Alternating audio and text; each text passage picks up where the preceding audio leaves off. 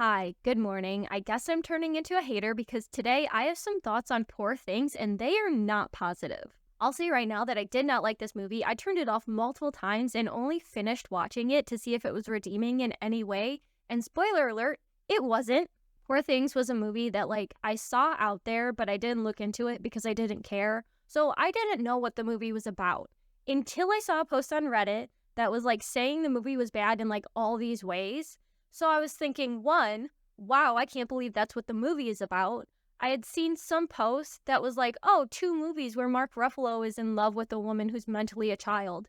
And I didn't think anything of it because that's nothing compared to what the movie is actually about, which is a doctor recovers the body of a pregnant woman who jumped off a bridge and switches the baby's brain into the dead woman's body and reanimates it as an experiment to study. Oh, okay, that's not a movie that I'm interested in.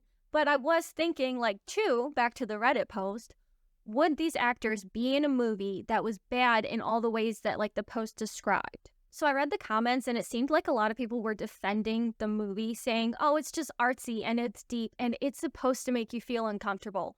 I don't like feeling uncomfortable, so I just decided this movie, not for me. And I was right about that, but then I got home and I finished Travelers for the 100th time, and I didn't have anything to watch, so I opened Hulu, and Poor Things was right there. So I just decided, whatever, let's see what this movie is like. Let's see if it's actually as bad as the post made it out to be. Immediately, I knew I made a mistake. Just from the way the movie looked, I knew I was not going to enjoy it. And then the way that the characters talk just drove me crazy. Sometimes I even have a hard time with English accents and their different ways of speaking across the pond. So movies with intentionally odd language, they really mess with my head. It's exhausting to try and follow what they're saying and actually understand what's being said.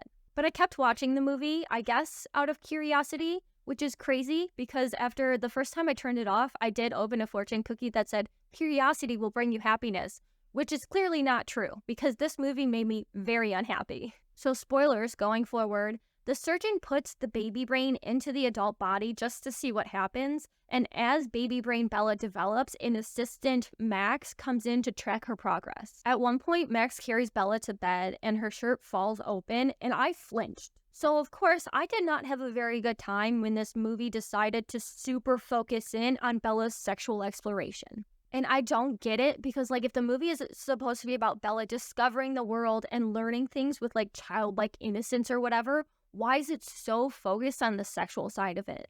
There's a quick mention of philosophy and a scene of Bella learning about poverty, but so much of the movie is focused on the sexual exploration of a character that is developmentally like a child. And I don't even like calling it sexual exploration because it's actually just exploitation and abuse. Mark Ruffalo's character sees how naive and sexually free Bella is and convinces her to run away with him just so he can take advantage of her. When she finally learns enough to leave him, she starts working at a brothel. And it's framed as I am my own means of production. This is empowerment. The movie is so focused on baby brain Bella exploring sex in a developed body, and I don't get it. I guess it's based on a book, and I think it should have stayed a book, because the movie just feels like an excuse to have these explicit sex scenes with the character that is developmentally very young and unable to consent for most, if not all of the runtime, which was way too long. I went into this movie thinking it was an hour 50 and it ended up being 220, and I had such a bad time the whole time. By the end of the movie, God is dead and Bella's mother's husband has been turned into a goat brain man, which is way less than I thought was going to happen because I swear there was a comment on that Reddit post that made it seem like Bella realizes that everything that happened to her was wrong and it turns into a revenge story and she kills the men who abused her and she gets that revenge. But no, she just puts a goat brain into a man's body and lives happily ever after as a surgeon. Cool. Do you think she'd remove my brain so I don't have to remember this movie? She just puts a goat brain into a man's body and lives happily ever, ever, ever, ever, ever, ever, ever, ever.